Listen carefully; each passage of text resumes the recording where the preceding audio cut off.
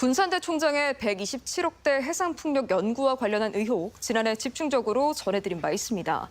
그런데 최근 군산대에 고발장을 접수한 경찰이 저희 전주 MBC 기자에게 죄가 있다며 검찰에 사건을 송치하는 일이 벌어졌습니다. 직원들의 용인하에 총장실 앞에서 압수수색 장면을 촬영한 것이 건조물 침입에 해당한다는 황당한 이유인데요. 언론 단체들도 비상식적인 겁박으로 취재를 위축시키는 행위라고 규탄했습니다. 화연우 기자입니다. 지난해 11월 서해지방해경청은 군산대학교 이장호 총장의 사무실과 연구실에 대한 압수수색을 벌였습니다. 전주 MBC는 이 과정을 촬영해 보도했습니다. 해경은 이 총장이 해상풍력연구원장 시절 진행한 국비 270억짜리 연구사업 관련 자료 일체와 연구 결과 보고서 등을 입수한 것으로 확인됐습니다. 국비 127억을 사용하고도 발전기가 설치되지 않아 국무조정실이 국가예산 낭비의 대표적 사례로 꼽기도 했던 해상풍력 기술개발 사업, 100차례 넘는 한우 회식 등 연구비 유용 의혹이 잇따르면서 해경이 강제 수사에 나섰던 사안입니다. 그런데 지난 3월 군산대는 취재 방식에 문제가 있다며 취재진을 고발했고 군산경찰서가 취재기자와 촬영기자, 오디오맨 등 3명에게 건조물 침입에 죄가 있다며 검찰에 송치했습니다. 총장의 개인 집무실을 침입하는 등 군산대 내 건물을 무단으로 침입했다는 이유입니다. 판례를 때는 인정이 된다고 보기 때문에 사실은 그렇게 했다라고 주장을 해요. 그렇게 결정한 것 같아요. 예.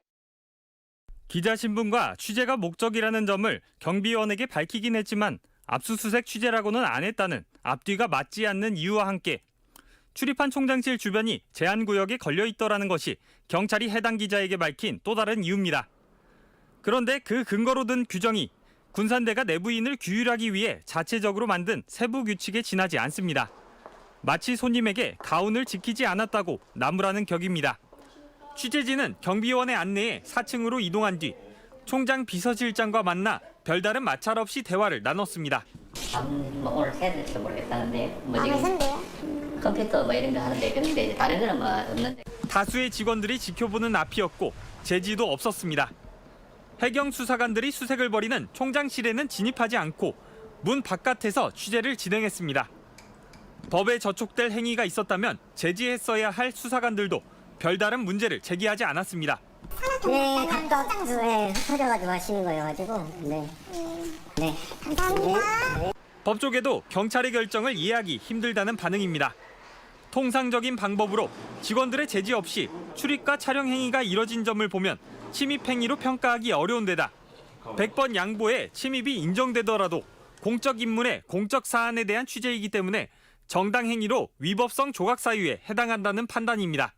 후속 취재라는 것이 사회적인 상당성이 있잖아요. 보도로 인해서 압수수색이 이루어졌고 공적인 기관이고 그거를 취재하러 가는데 그게 위법하다고 하면 언론 단체들도 규탄의 목소리를 이어갔습니다. 전국 MBC 기자회는 성명을 내고 정당한 과정으로 이뤄진 취재를 불법으로 재단하는 건 헌법상 언론의 자유를 탄압하는 것이라며 비상식적인 겁박으로 취재를 위축시키려는 의도가 있는 게 아닌지 의심된다고 밝혔습니다.